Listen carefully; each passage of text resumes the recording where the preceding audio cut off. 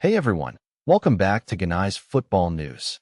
We're right in the thick of the World Cup quarterfinals, and let me tell you, one of the most captivating matchups is about to go down. According to ESPN, Erling Haaland has become way more than just Norway's star striker. He's basically the symbol of this entire tournament. The guy was born in Leeds, could have played for England, but instead he's become the face of a nation with just 5.5 million people. Now, here's the thing. Haaland's keeping it real.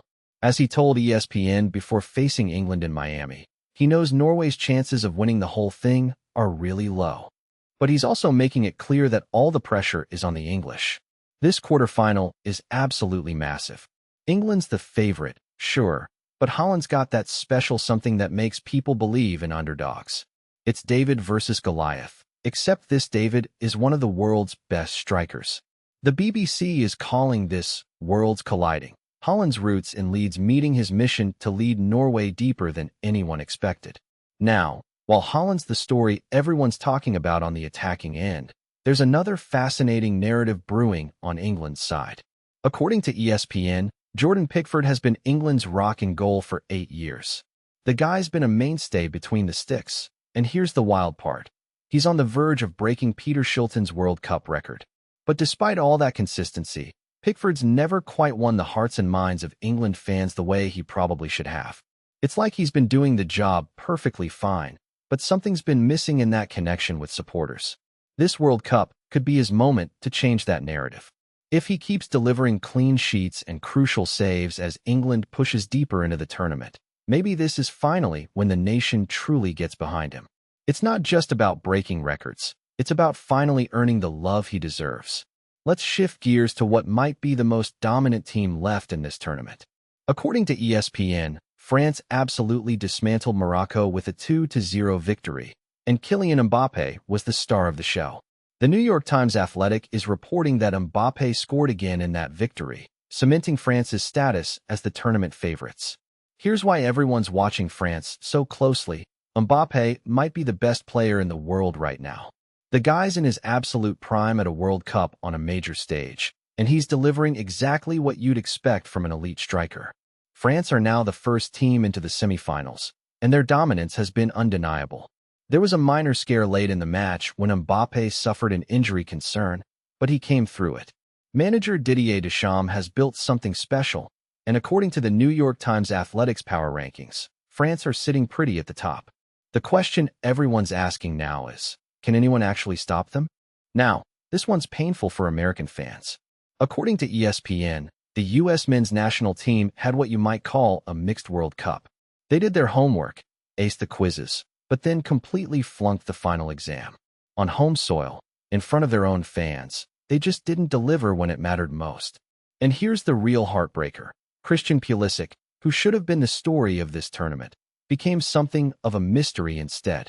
ESPN is reporting that Pulisic was supposed to be the USMNT's biggest World Cup star.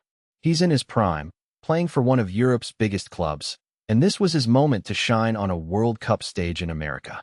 But for a number of reasons, whether it's tactics, form, or just the pressure of expectations, he failed to meet them. It's not that he played poorly, but he didn't elevate his game the way everyone anticipated.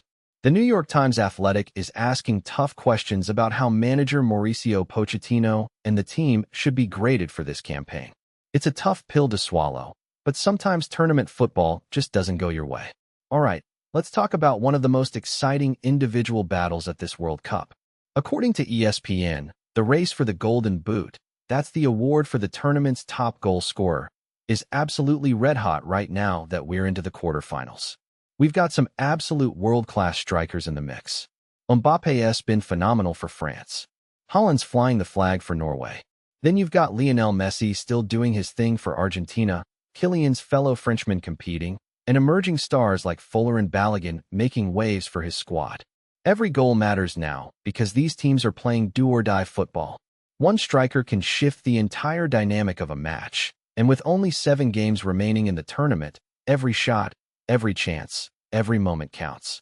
The favorites might change game by game, but what's clear is that this Golden Boot race is going to come down to the wire. Whoever wins, it will have earned their place in World Cup history. Moving to another fascinating quarterfinal matchup, Spain is gearing up to face Belgium in what promises to be a tactical battle. According to the BBC, Spain boss Luis de la Fuente is building a team with a very clear identity.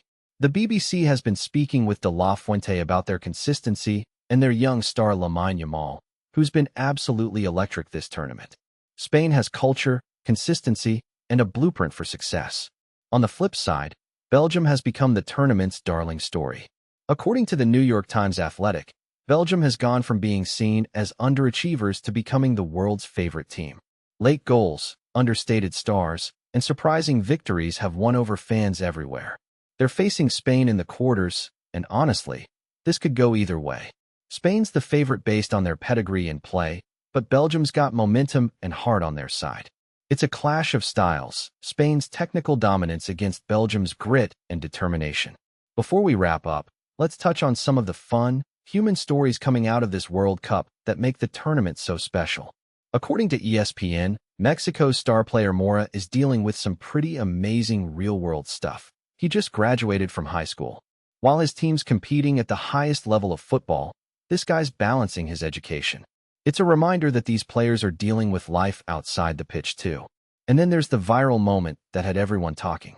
The BBC is reporting that England winger Anthony Gordon had a hilarious run-in with Mexico boss Javier Aguirre, who let loose with some explicit language during their World Cup match. But Gordon's keeping it light. He told the BBC it was just a bit of fun. These are the moments that remind us this sport is about more than just goals and tactics. It's about passion, personality, and the amazing human drama that unfolds on the world's biggest stage.